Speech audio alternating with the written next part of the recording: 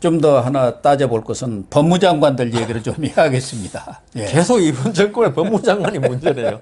어쨌든 이 정권에서 문재인 정권이 뭐 올해는 탈정치를 한다든가 뭐 이런 얘기도 했지만 무슨 정치를 한 적이 없어요. 네. 적폐청산하고 윤추 싸움 전쟁 벌이고 정적 제거한 거 외에 한 게 없지 않습니까? 더군다나 야당이라고는 김종인 비대위원장하고 무슨 영수회담 한다는 얘기가 작년 언제부터 나왔는데 아직까지도 성사가 안 될 정도로 정치라는 게 없는 그런 상황 아닙니까?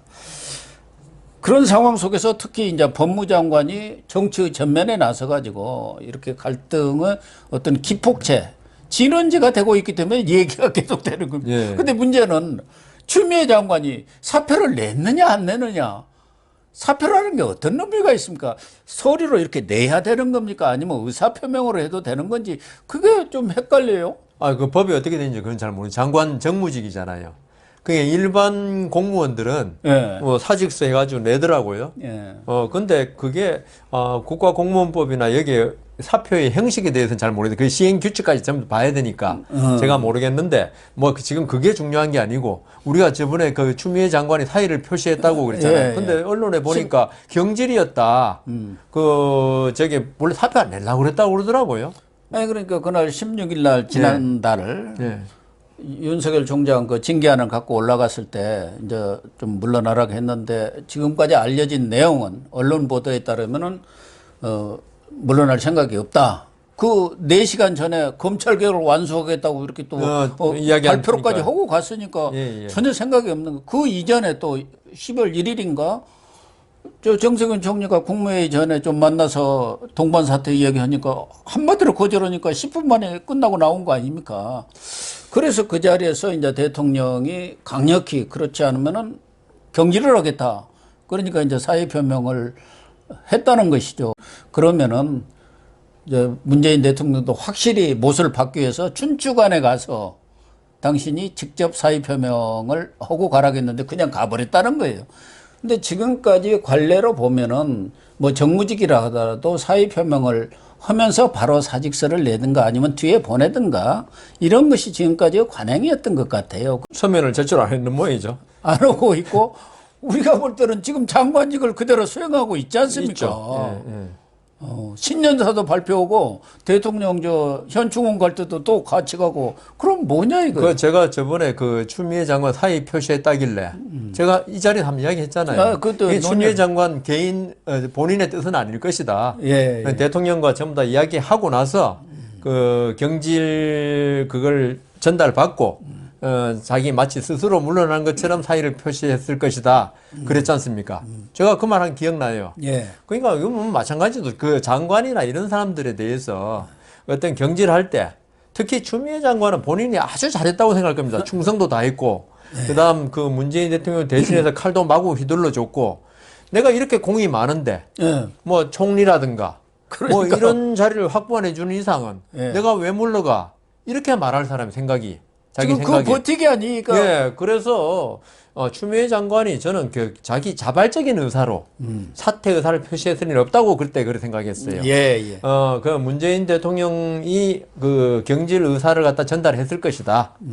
그러면 깨끗하게 사표 내고 나오는 게 남성들은 아마 그런 걸 잘 하는데 여성들은 그래도 미련이 많은 모양이죠. 그래가지고 지금 못하고 있는 것 같은데 이미 뭐 박범계 후보까지 된 마당에 뭐 사퇴 안 할 수는 없죠 지금은 이제. 그렇죠. 네, 안 할 수는 없는데. 근데 또 낙마할 수도 있잖아요. 좀 이따 다루겠지만 또 그러면 또 재활용해야 하는 거 아니에요? 그렇더라도 아니 동반해서 내보내려고 했는데 윤석열 총장은 살아나 버렸잖아요. 아니 근데 추미애 장관이 저 박범계가 낙마한다 하더라도 다시 살아난다는 거는 그 모양이 너무나 안 좋기 웃기죠. 때문에 그건 안 되죠. 그거는 다른 후보를 내세우는 있더라도 그러겠죠. 그리고 추미애 장관이 때문에 뭐 지금 문재인 대통령의 뭐 지지율이 30 몇 프로는 했다 하지만은 그게 문재인 대통령 개인적인 어떤 이미지 추락도 있지만은 사실 추미애 장관이 때문에 입힌 것도 많지 않습니까? 대부분이라고 봐요. 그래서 대통령으로서는 추미애 장관을 계속 같이 간다는 것은 있을 수가 없는 일이고요. 그래 추미애 장관은 그 박범계 후보가 아마 27일 전에 아마 그 뭐 청문회는 필요 없으니까요. 요새 청문회 필요 없더라고요. 뭐 청문회에서 어떤 결과가 나와도 아무 관계 없더라고요. 뭐 26번인가 27번 했는데 뭐 한 분, 두 분이 어렵지. 뭐 자꾸 하다 보면 그 쉽거든요. 예. 근데 추미애 장관의 이런 행태는 본인의 캐릭터도 물론 있습니다만은 지금 진짜 문재인 대통령이 레임덕에 들어갔구나. 그런 생각이 들지 않습니까? 그 거부하는 거 보면요. 아니, 대통령 힘이 세고 네. 청와대가 딱 쥐고 있을 때는 이런 장관 나오고 버티고 있고 그러면은 가만둡니까? 근데 이번에 박범계 후보도 그렇고 추미애 장관도 그렇고 전 판사 출신인데 판사 출신들 대체로 고집이 셉니다. 아, 그렇습니까? 네. 우리 그리고- 여 변호사님도 고집 세시고. 고집 세죠. 그다음 좀 나쁜 말로 하면 독선, 예. 좋은 말로 하면 주관이 뚜렷하다는 건데 엘리트 의식이 강하죠. 예, 판사들이 그래요. 왜냐하면 자기가 판단하는 사람이잖아요. 판단하는 사람들은 대체로 자기가 옳다고 생각하지만 판단을 못하죠. 그리고 나중에 오판도 있고 그다음 항소심에서도 파기되고 하지만 재판할 때는 자기가 가장 옳다고 생각. 그런 생활이 머릿속에 강하면 있죠. 어떤 타협이나 조정이 되기 참 힘들어요. 그래서 추미애 장관의 어떤 캐릭터 이게 강하게 나타났을 것이다. 지금 그 문재인 정권의 네임덕 그건 아직 뭐 네임덕은 맞긴 맞는데 저는 그보다는 추미애 장관의 어떤 성격이다. 강한 성격이지 않습니까? 추다르크라 그랬잖아요. 강하지 않으면 추다르크 못 돼요. 특히 이제 전에 조국 장관은 네. 딱 사퇴한다고 발표하고 그날로 네. 그 자리에서 이제 차 타고 집으로 가버렸잖아요. 근데 판사 출신 아니잖아요.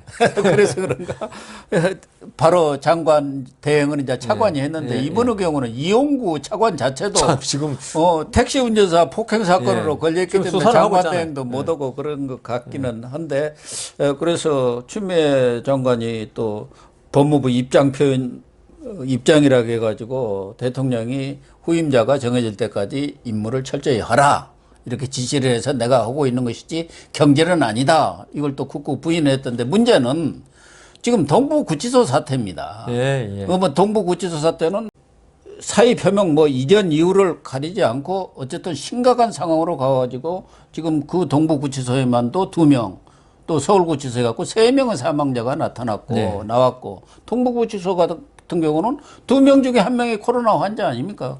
그래서 추미애 장관에 대해서 뭐 야권뿐만 아니라 시민단체까지도 뭐 여러 가지 직무유기, 직무태만 뭐 미필적 고의한 살인인가 뭐 이런 여러 가지 혐의들로 고발했죠. 고발도 하고 또 소송도 냈는데 추미애 장관 책임져야 하는 거 아니에요? 이런 거야말로 책임져야하고 국정조사가 필요하고 특검이 필요한 사안 아닌가요? 저기 또 미국 트럼프 얘기해서 무엇한데 트럼프가 대선 지고 나서 있죠.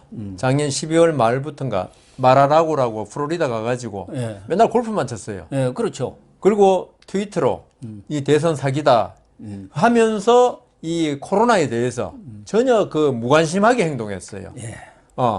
그러니까 그 모든 그 미국의 조야에서 이 사람 완전히 미쳤다. 이번에 지금 그거 나오고 있어요. 미국 수정헌법 25조에 직무 부적합이면은 부통령이 대통령 대신해야 된다. 그까지 나올 정도인데 마찬가지로 트럼프가 이 코로나에 무관심했던 거는 자기 대선 이 문제만 너무 집중하다 보니까 그랬거든요. 그 추미애 장관이나 문재인 대통령이나 이 검찰 개혁에 너무 모든 신경을 쓰다 보니까 이 교도소의 코로나 사태는 안중에도 안 들어온 거예요, 이게. 검찰 개혁도 아니고 윤석열 쫓아내기죠. 그렇죠. 마찬가지인데 하여튼 막 검찰 개혁이라고 본인들이 주장하니까 이제 그렇게 하겠습니다. 그러니까 그 어떤 그 법무부 장관이 하는 일이 있죠. 가장 중요한 일이 하나가 교도소 행정, 교정본부가 교정행정입니다. 있지 않습니까? 교정본부장 이런 거 하는 건데 사실 교도소가 있죠. 한 방에 6명 내지 8명이 있지 않습니까? 가장 감염되기 쉬운 환경이거든요. 그러면은 검찰 개혁들을 하더라도 이 교정에 관해서 신경을 이번에 코로나가 없었으면 몰라요. 엄청난 코로나 사태로 국민들이 고통받고 있는데 교정 행정에 관해서 아무 관심이 없으니까 지금 이런 일이 벌어진 거 아닙니까? 그러니까 이게 뭐 세월호 사태에 비유하는 사람도 있습니다만은 뭐 미필적 고의한 살인 이런 거야 뭐 사실 뭐 추미애 장관이 죽이려고 그렇게 했겠지는 않겠죠. 않지만 이 부분에 관해서는 분명히 나중에 정치적 책임 져야 됩니다. 본인이 사과를 뭐 좀 하긴 좀 했죠. 하기는 어거지로 했는데 어거지로 그것도 했죠. 뭐 저 시설 다 하고 뭐 이렇게 했어요. 그냥 이거는 있죠. 그걸 떠나서 국가가 있죠. 손해배상 책임도 져야 됩니다. 추미애 장관의 어떤 공무원이잖아요. 직무 수행의 잘못으로 인한 사망사고, 그다음 감염사고 아닙니까? 예. 이거는 그 국가배상법에서 손해배상 책임이 있습니다. 그래서 이거는 정치적 책임, 그다음 법적 민사적인 책임 분명히 져야 되고요. 본인이 검찰 개혁에 쏟는 관심에 10분의 1만 100분의 1만 해도 100분의 1만 쏟았어도 이런 일 안 벌어집니다. 빨리 감염자 가려내 가지고 독방에 넣든지 이런 식으로 다 했어야 되는데 전혀 관심이 없었다는 거죠. 아니 그러니까 지금 논란이 되고 있는 것이 국회에서 처리하고 있는 기업이 그 중대재해가 발생했을 경우 처벌법이 기업주까지. 예. 아니 기업주들은 하는데 국가라는 게 더 큰 권력과 칼자루를 쥐고 있는 사람들이 자기 직무 태만으로 해서 그에 따라서 국민들이 큰 피해나 내지는 그런 인명의 어떤 살상까지도 이루어진다 한다면 거기에 대해서 그러니까 법적인 책임을 져야 하는 거죠. 교도소장이 어떤 그 보고를 했는지 모르겠어요. 교정본부에서 추미애 장관한테 만일 문서가 있다면은 직무유기죄가 될 수 있겠죠, 그죠? 아니, 그래서 이게 수사가 이루어져야 하는 그러니까. 특검이든 국정조사든 검찰에서 뭐 인지수사를 하든 해야 하는 거 아니냐. 그러니까 그 검찰 개혁에 관한 보고서 그다음 윤석열 감사에 관한 보고서는 열심히 읽는다고 그게 몇백 페이지 되니까 이 그 교정본부에서 올라오는 지금 코로나 분명히 문제가 됐을 거라고요. 그렇겠죠. 교정본부에서도 이 코로나로 이게 그 확진자가 그 무증상 감염자 들어오거나 하면은 이걸 어떻게 처리하고 그 분리하고 분명히 보고를 했을 거란 말입니다. 그런데 장관이라는 사람은 그거 보고서는 뭐 읽지도 않고 딴 거에 신경 쓴다고 했으면은 분명히 직무유기가 돼야 되죠. 지금 추미애에 대해서는 한 24건인가 5건 이상의 그 여러 고소고발건이 있어요. 그건 좀 정치적인 뭐 고소고발이라고 하더라도 맞습니다. 이런 동부구치소 사태야말로 이거는 뭐 분명하게 법적인 책임져야 되죠. 물어야 하는 거예요. 정치적 책임은 물론이거니와 또 하나는 뭐 박상기 장관이 있었습니다만 그분은 뭐 학자 출신으로 조용히 있다 물러나서서 있는지 없는지도 몰랐습니다만 그 이후에 그때만 하더라도 윤석열 검찰이 박근혜 국정농단 잘했죠. 수사 적폐청산헌이라고 정신이 없었고 자기 쪽이었으니까 뭐 얘기할 필요도 없는데 그 후에 조국 그다음에 추미애에 이어서 박범계 의원이 이번에 이제 법무장관 후보자로 지명을 받아서 청문회를 앞두고 있습니다만은 최근에 나오는 거 보면은 김소연 변호사 뭐 이런 1억 원 공천 장사 문제 또 부동산 누락 뭐 여러 건들이 있어요. 고시생 무슨 폭력 사건 해갖고 뭐 10손가락 이런 되는데 그 중에 하나는 이제 국회 폭력으로 헤드락 했다고 하는 거 아닙니까? 27일 날 재판을 받거든요. 그러면은 그 국회 폭력했다고 가서 기소하고 그것을 주장하는 사람은 검사들 아닙니까? 그 검사를 누가 인사권을 쥐고 있습니까? 그러니까 완전히 이해 충돌 문제 생기는 이게 거죠. 말이 되나요? 말이 안 되죠. 그러니까 그 대통령이 이런 거 다 알 거 아닙니까? 지금 기소돼 가지고 1월 27일 날 그 재판이 있다는 거. 다 안돼도 법무장관 지금 그 지명했잖아요, 후보로. 그건 대통령이 그만두라, 이건 문제 삼지 말라는 취지 아니냐. 검사들로서는 그렇게 생각할 수밖에 없잖아요. 그 기소 인정을 안 하겠다는 얘기네요, 대통령이. 그러니까 아니 기소는 인정했는데 아무 죄가 없다는 거지. 그러니까요. 사실상 인정을 안 한 거죠. 그렇죠. 사실 그래서 이 대통령이 이걸 모르고 했는지 모르고 했다면 이거는 무능한 거고. 그다음 알고 했다면 이거는 완전히 뭐 국민하고 한판 붙자는 거, 검찰하고도 한번 붙자는 건데 박범계 지금 후보가 있죠. 이것만이 아니라 고시생 아까 폭행 사건. 그다음 이거 헤드락 사건. 제가 저번 이 자리에 나와서 박범계 후보가 성격이 되게 강한 것 같더라. 제가 그 말씀 한번 드렸죠. 뭐 좀 그 자담에 나와서도 화를 좀 확 내고 그런 뭐라고 합니까? 그런 성질이 있는 것 같아요. 그러니까 굴뚝 성질이. 그리고 헤드락이라는 게 뭐 이게 그 저기 야당 당직자의 머리를 깨어났다는 건데요. 깨어났다는 거죠. 아, CCTV에 그게 아주 명확하게 나와서 그러니까 그거는 빼도 박도 못하는 사건인데 그 판사를 2년인가 했더라고요. 대전지법에서 했는데 그리고 법조인이고 국회의원 했고 어떤 이런 데 대해서 분노를 조절하는 장애가 없지 않으면은 네? 네. 아무리 화가 나도 고시생이나 이런 데 대해서 폭력을 행사하진 않아요. 그러니까 우리는요, 아무리 화가 나도, 이거 형법 250 몇 조의 그 폭행죄지, 이렇게 하면 안 나가요. 그리고 욕도 못 해요. 그런데 박범계 장관은 그런 거 분명히 아는 사람인데도 그걸 제어 못 하고 이런 폭력적으로 나가면 폭력성이 그 분노 조절이 안 되는 부분이 분명히 있는 것 같아요. 그래서 이런 부분이 과연 한 나라 장관으로서 있죠. 장관이 뭐 성인 군자가 될 필요는 없겠지만은 그래도 평균위는 돼야 될 거 아닙니까? 우리 고 교수님도 도로에서 누구하고 시비 붙어가지고 주먹 휘두르고 이런 적 없을걸요, 아마? 뭐 그런 적은 별로 없습니다. 옛날에 별로 없다는 건 있다는 건데. 아니 뭐 민주화 투쟁한다고 머리 뒤두른 적은 많이 뭐 있었습니다. 그런 거는 뭐 집단 그 군중 심리에서 하는 거니까. 근데 이제 박범계 장관이 한 거는 그 개인적인 어떤 폭행이잖아요.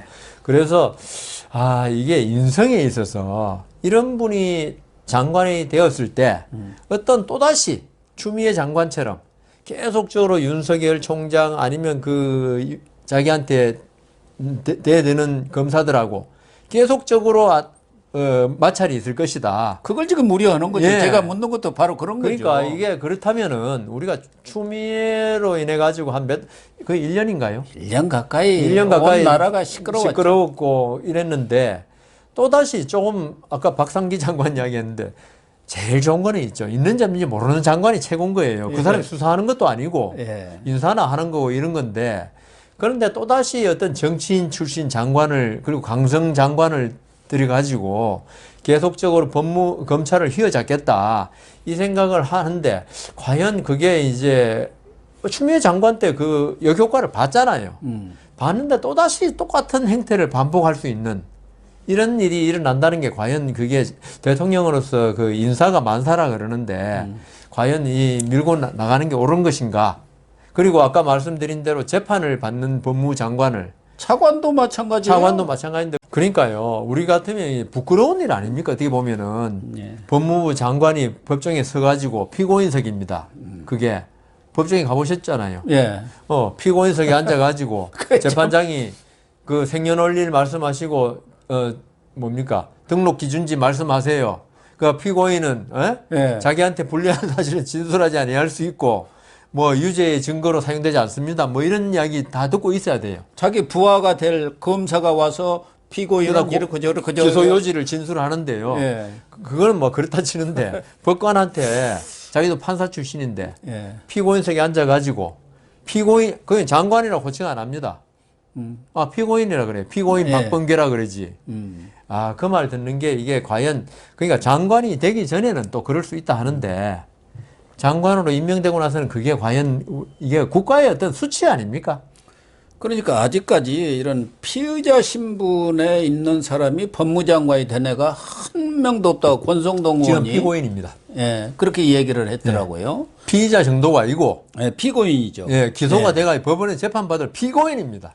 박범계 장관은 윤석열 총장과의 관계는 좀 유화적으로 가는 분위기인 것 같아요. 인사도 뭐 협의를 좀 잘 해가지고 하겠다는 얘기를 하고 신현수 민정수석도 뭐 그렇게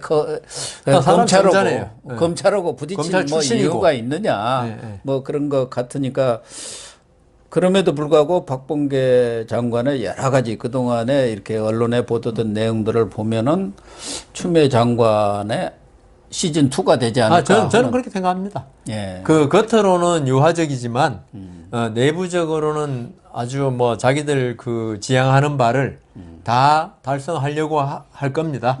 네.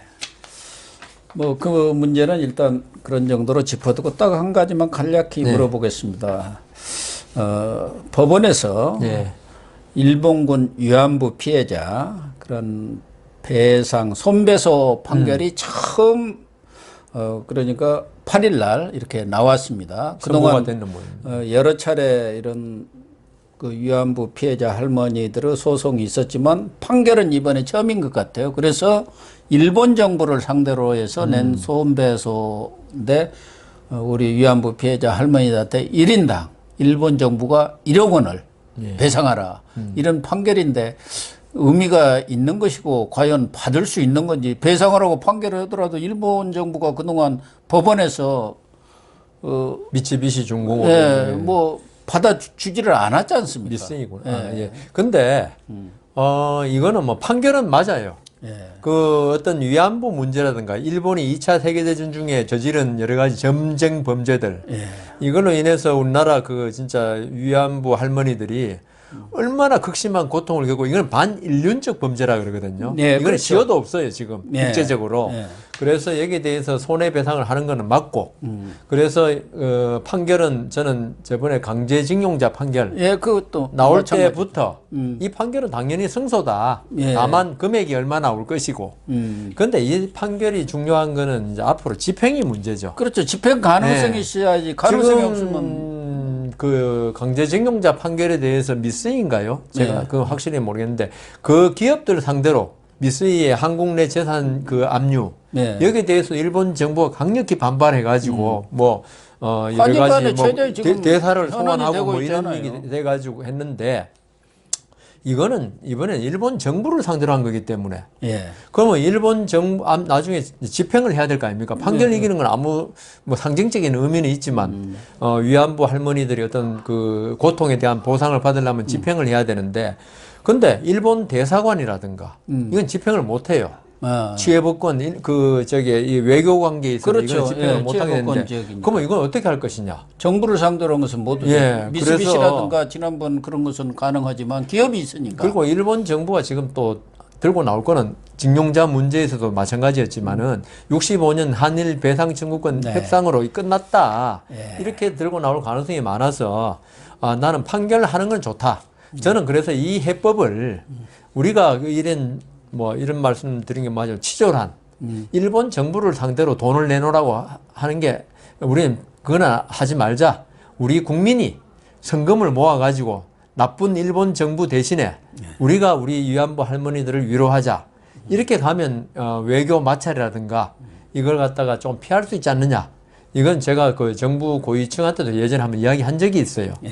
그래서 그 강제징용자 문제라든가 이게 진짜 우리 국민이 받은 고통은 저도 충분히 이해하고 그 판결도 이해를 하는데 네. 그 집행 문제에 관해서는 우리가 판결 받은 걸로 우리는 우리 명예를 회복된 걸로 보자. 예. 그 집행 문제는 우리 정부가 해결해 주자. 네. 예, 일본 그러니까 그 속 좁은 우리가 아까 토착 외고라고 그랬는데 속 좁은 일본 정부나 일본 수상하고 거기에 대해서 계속 돈 내로 하지 말자. 좀 우리가 치사하잖아요. 아량을 베풀자. 예. 예, 이래가지고 우리 정부가 해결해 주자.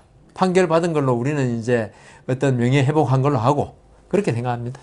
그러니까 돈 문제는 그렇다 하더라도 일본 정부가 진솔하게 예, 그게 더 중요하죠. 사과하는 게. 위안부 피해자라든가 또 징용 피해자 이런 분들한테 사과하고 그러니까요. 그렇게 되면은 다 문제가 해결이 되는데 그런 부분에 대해서 일본 정부가 독일과는 달리 그럼요. 계속 거부를 하고 있으니까 그것이 끊임없이 그러니까 양국과 마찰이 되고 현안이 되고 있는 거 아니겠어요? 일본 정부가 65년 한일 협정 들이댈 게 아니고 예. 이번 판결 났잖아요. 예. 나면은 우리가 2차 대전 때 진짜 반인륜적인 행동을 했다. 그래서 우리 반성한다. 사과하고 진짜 자기 스스로 1억 원씩 주면요. 네. 이건 뭐 위안부 할머니들 뭐 그렇다고 해서 피해가 완전히 회복되지는 않지만은 좀 그래도 마음의 상처를 좀 가다듬어 주는 거고 그다음 한일 관계도 또 동반자 관계로 지금 그 사실 우리는 북한이라는 적이 있기 때문에 예. 한일이 이렇게 반목해서는 있죠. 예. 북한에 대한 문제가 좀 힘들어지거든요. 당연하죠. 그래서 그리고 우리 경제적으로 사실 상호간에 많이 얽혀 있잖아요. 그럼요. 이런 상태에서 만일 일본 정부와 반목을 하면은 우리가 기분은 좋을지 몰라도 우리 경제가 상당히 힘들어진다. 우리 경제가 좋아져야지 지금 이 코로나 사태에서. 그래서 일본 정부가 제1번은 아까 제가 그 조금 이제 고 교수님 말씀 듣고 조금 생각을 좀 달리한 게 일본 정부의 진솔한 사과와 스스로 배상해 주는 거. 2번 안 될 때는 일본 정부를 대신해 한국 정부가 예. 이렇게 위로해 주는 거 이게 좋겠다 생각됩니다.